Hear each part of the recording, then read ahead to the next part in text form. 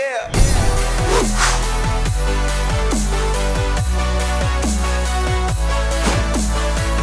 Hey guys, welcome back to the Gridiron Expert, returning from a short break as we waited to see how these remaining conferences were going to schedule and structure their seasons, as we just witnessed a wild week in college football where the MAC, the Mountain West, the Big Ten, and the Pac-12 all decided to cancel their college football seasons. We now have a little clarity on some of these remaining conferences, and of course none bigger than the SEC, who, as we all know, are deciding to switch to a 10-game conference-only schedule beginning on September 26.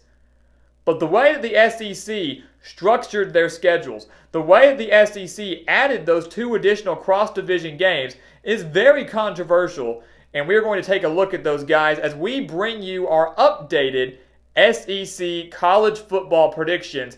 And before we get to those, let's take a look at this schedule that has so many people up in arms. So when you take a look at this schedule, the first thing that you should notice is that the one thing the SEC did right was trying to keep some of the big games being played on the dates they normally would have been played on. So pretend COVID wasn't happening. The SEC tried to make sure that games like Florida, Georgia, Alabama, LSU were all going to be played around the same dates they would have been played normally. Florida, Georgia being played on November 7th, still scheduled to be played in Jacksonville. Alabama, Georgia earlier in this 10-game slate on October 17th. Alabama, LSU scheduled to be played on November 14th. Of course, a game that could determine the SEC West. And then the Iron Bowl will not be played in the final week of the season. That, of course, will be December 5th, as you can see. But the SEC kind of has designated November 28th as rivalry week, as rivalry weekend. Iron Bowl will be played on that day. Tennessee, Vanderbilt will be played on that day. Arkansas, Missouri will be played on that day. So all of your traditional rivalry games that would normally be played in the final week of the season will all be played on November 28th like they would have normally. The SEC got that right. They did that well. But what has so many people up in arms, guys, is how they really distributed these 2 extra cross-division games here. And we'll break down a few of them, of course, on the schedule. The white games highlighted in white are the home games. The games highlighted in gray are the away games. And when you look at these added SEC games, guys, there's 2 things that stand out to me. There's 2 teams that stand out to me, and that's Arkansas and Missouri. The 2 teams that seem to have gotten screwed big time by the SEC. And really, there doesn't seem to be much of a method here from the Southeastern Conference other than trying to keep those elite teams, such as Alabama, LSU, Florida, and Georgia, trying to keep their college football playoff contenders in contention, trying to give them the easiest path to still remaining relevant and still remaining in contention by season's end. Because Arkansas somehow landed Georgia and Florida, the top 2 teams from the East. Missouri somehow landed Alabama and LSU, the top 2 teams from the West, while Alabama landed Kentucky and Missouri. LSU landed Missouri and Vanderbilt. Georgia landed Mississippi State and Arkansas. So you look at that, guys, and you think, okay, something's not right here, because the SEC wants to come out and say, we did it, there's a scientific method here. We're trying to make it in a way where everybody is competitive and everybody has a fair chance. And obviously that just was not the case. Not to mention Texas A&M drew Florida in a road game at Tennessee. And South Carolina, who had a rough schedule as it was already, drew Auburn in a road game at Ole Miss and Lane Kiffin. So I don't think the SEC did a very good job there. I think secretly they did try to give those upper teams the edge there. But regardless, it is what it is. We mentioned Alabama and Arkansas's new games. We mentioned LSU's new games. Auburn will be playing Tennessee and South Carolina on the road. Ole Miss also gets South Carolina, but this time in Oxford. And the Rebels also travel to Kentucky. Mississippi State and Mike Leach do travel to Georgia, but did land the coveted Vanderbilt game, this one in Starkville. Everybody wanted to land Vanderbilt if you were within the SEC West. And then, as we mentioned, Texas A&M getting Florida in College Station in a road game at Tennessee. So those are your added games, guys, within the Southeastern Conference. Of course, very controversial. A lot of fans and coaches alike not happy with these added games. But at the end of the day, it is what it is, and these guys have to go settle it out on the field. So having said all of that, guys, let's take a look at our updated SEC college football predictions with a few games and a few records that might surprise you. So as you can see, guys, there really aren't that many changes in our updated predictions. There are a few prediction changes in there, mostly due to date changes, maybe because a team wasn't coming off a bye for this game, maybe because they were facing their opponent earlier in the season than they would have normally, but there weren't too many that drastically affected these standings. And we'll start over here in the West, briefly run through all of these. Of course, if you want deeper analysis on our wins and losses for each of these 14 teams, go over to our individual SEC videos. Check out our SEC predictions playlist.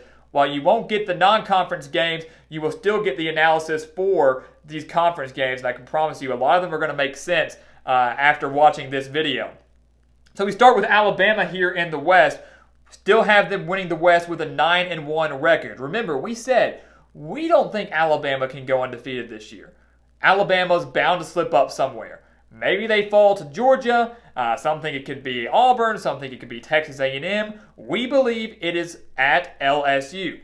And we know that LSU lost a lot. We highlight that in both the LSU and Alabama videos. But we're sticking with that prediction right now.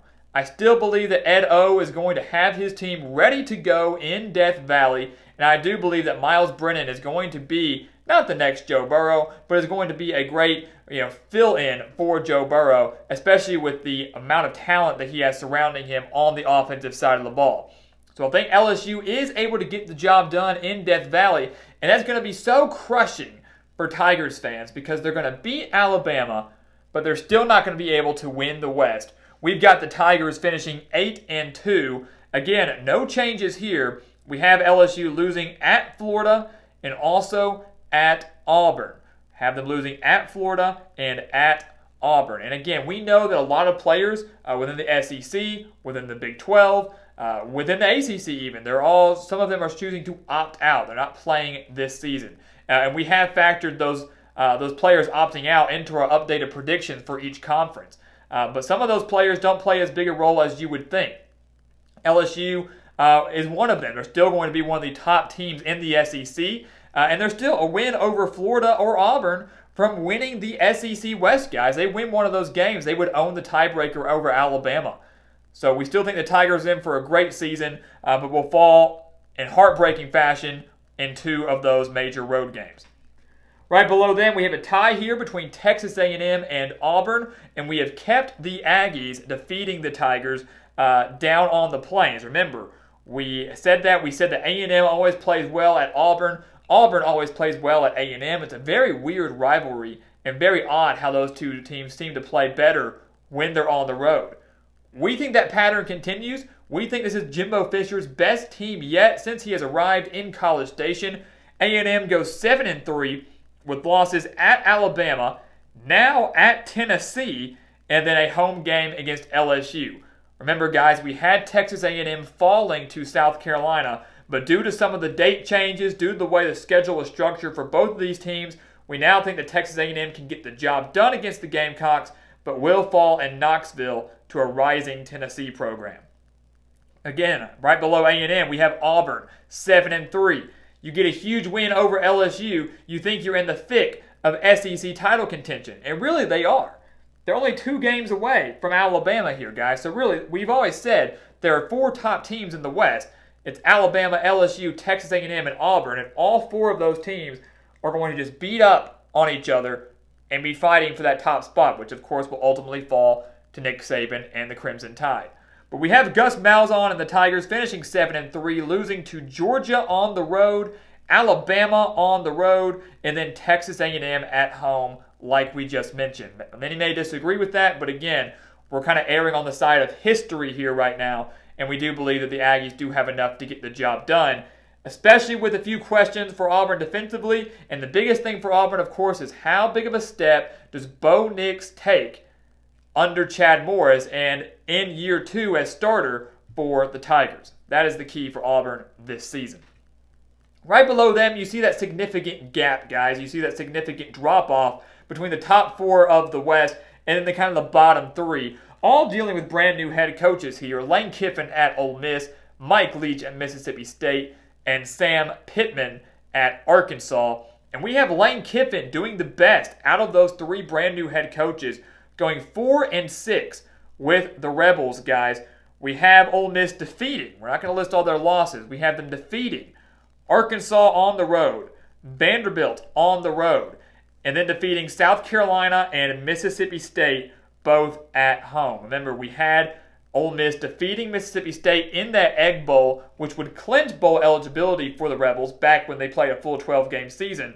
And 4-6 this year might be good enough to clinch bowl eligibility yet again. You can't really hold a lot of these teams to 5-5 as that bowl eligibility mark, because if you win 5 games in the SEC on a normal year, you're looking at a really, really good bowl game. So the bowl kind of regulations and the requirements have kind of been brought down a little bit, and this might be good enough to get Lane Kiffin and the Rebels to the postseason in year 1 in Oxford. Right below them, we have the Pirates and Mike Leach in Mississippi State, bringing that air raid offense to Starkville, led by KJ Costello and Kylan Hill, both of which, if they play, could provide one of the better offenses within the SEC. It's just going to come down to Mike Leach and his defense. Can the defense step up? Because you've got to have a defense to win in the SEC. We've got the Bulldogs going 3-7, so borderline bowl eligibility here. We did have them finishing 6-6 in a 12-game season. And we have the Bulldogs defeating Arkansas at home, Vanderbilt at home, and Missouri at home. Vanderbilt, one of those added games that we mentioned for Mississippi State. And then finally, we have Arkansas and Sam Pittman. He's got a lot of talent on that offensive side of the ball. Rakeem Boyd, Felipe Franks, great core of wide receivers. He's got a great defensive coordinator in Barry Odom. But will the defense, kind of like Ole Miss here, will the defense step up for the Razorbacks? And I don't think they will. With the difficult schedule before they added Florida and Georgia, we had Arkansas finishing 5-7 with just 2 conference wins. And we have those conference wins remaining the same here. An upset win over Tennessee. Go ahead. Fire away. I know many will disagree. An upset win over Tennessee in Fayetteville. And a road game against Missouri. We have them defeating Eli Drinkwitz and the Tigers. So Arkansas, they're going to win 2 SEC games, we believe, in year 1 under Sam Pittman. That's more than anything that Chad Morris ever did during his 2 years in Fayetteville. So Hogs certainly on the right track. And that wraps up the SEC West, guys. Brief breakdown of each of those teams, their wins and their losses. We move over now to the East. And you start with Georgia here, guys. I think a lot of things, the biggest thing that you're going to realize when you look at the East is we've got Florida losing 2 games now. If you watched our normal predictions, you know that we had Georgia and Florida both at 11-1. And, of course, Georgia winning that tiebreaker because we have the Bulldogs winning the world's largest outdoor cocktail party down in Jacksonville. And that still holds true here. Georgia, we do have finishing 9-1, defeating Florida, their only loss of the season coming on the road at Alabama. We still believe that as of now, Nick Saban has Kirby Smart's number, especially with it being at Bryant-Denny Stadium. So, Georgia finishes 9-1. Florida finishes 8-2. Who does Florida lose to? We have the Gators losing at Texas A&M, and then, of course, Georgia, as we just mentioned. Now, the Texas A&M game might surprise a lot of people. That might have people up in arms here. But again, College Station, even with a few fans, is a very difficult place to play. The past few meetings between Texas A&M and Florida have been classics, in my opinion. And I think with this game being down in Texas, I think this Florida offense struggles just a little bit. Again, we've said it before, we'll say it again. This is Jimbo Fisher's best team that he's had down in College Station. And even with the added games for Texas A&M, with Florida and Tennessee added, the schedule is way better than what they had to face last year. They've got to take advantage of it. And I think the Aggies get a signature win at home. They take down Florida. The Gators lose to Georgia. They just still can't get over that hump. They still can't win the SEC East, as much as I hate to say that. Of course, if they beat Texas A&M, the winner take all down in Jacksonville for the SEC East crown and potentially a college football playoff berth. Those are, of course, your top 2 teams in the East. Undisputed. It's not even close. Then you see your significant drop-off here, guys. Tennessee and Kentucky both at 5-5. And we've got Tennessee ahead of them because we have the Volunteers defeating the Wildcats. We have Tennessee losing at Georgia, at home against Alabama, at Arkansas, at Auburn, and a home game against Florida. Remember, everybody thought this could be the year that Tennessee takes that major step forward under Jeremy Pruitt. This could be the year that Tennessee surprises a lot of people and they pull off an upset over a top dog. Back when there were non-conference games, they thought they could beat Oklahoma. They thought they could beat Florida, Georgia, or Alabama. They thought they could beat one of those 4 teams. I just don't think Tennessee's quite there yet. Maybe you disagree with the Arkansas game. That's fine. Move them up to 6-4. They're still the 3rd best team in the West. And regardless of what happens, they're still going bowling under Jeremy Pruitt. And guys, I can promise you, the Volunteers are going to be way better next year and in the years to come if Pruitt continues to recruit at the rate that he is doing. The Tennessee 5-5, Kentucky 5-5. We have the Wildcats losing at Auburn, at Tennessee, at home against Georgia, and then road games at Alabama and at Florida. Remember, Kentucky drew Ole Miss and Alabama as their 2 extra cross-division games. We have them defeating the Rebels, and of course, naturally losing on the road against Alabama. Mark Stoops continuing to do a fantastic job, guys, in Lexington. He really is doing a great job there. And we'll have one of the better defenses in the SEC yet again.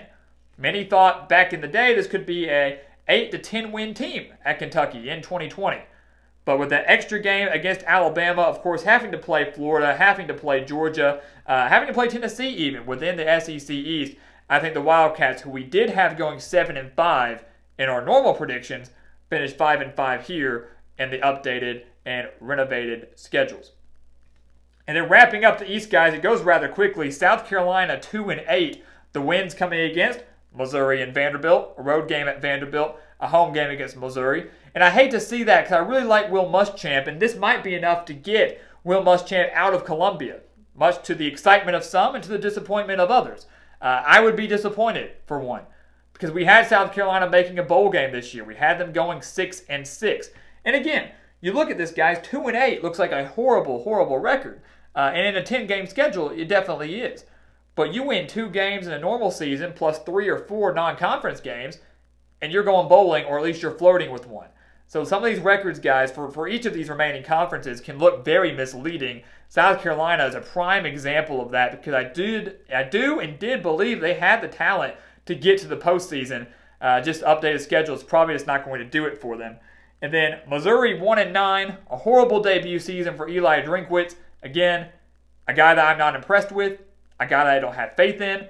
Their only win for us coming at home against Vanderbilt. Missouri will be in for a very tough year. Maybe give them a win over Arkansas if you want. Then they'd just be 2-8. Again, Missouri drawing Alabama and LSU out of the West. SEC doing them no favors. And then Vanderbilt, better luck next year, guys. Derek Mason will more than likely be out of a job as the Commodores will go 0-10. They simply don't have talent enough talent to compete with any of these SEC teams, guys. And the Commodores drew LSU and Mississippi State out of the West. So the schedule doesn't line up anywhere near anywhere close to a win in conference play for Vanderbilt. We didn't have them winning a conference game in our normal predictions, and that certainly isn't changing now. So there's your West, guys. There's your East, your projected conference standings for each division within the SEC. And if you look down here, of course, nothing has changed. Our SEC championship is Alabama and Georgia yet again. They met in the national championship a few years ago. They met in the SEC title a few years ago. They're meeting in the regular season this year. We have Alabama winning that game. Now they are meeting in the SEC championship again for the second time in 2020. And yet again, we have Alabama winning that game as well. You look at Georgia, guys, we know they're going to have one of the best defenses in the country. We know that in theory, their offense should continue to improve as the season goes on. So maybe they're not to the level they want to be when they face off against Alabama the first time, but maybe they can get there by the time they meet again in the SEC championship game. As Georgia continues to get better, so does Alabama. Their defense continues to get stronger. I think Mac Jones or Bryce Young continues to get stronger week in and week out. And if Alabama can just stay healthy, they will capture the SEC title after missing out on the title last year.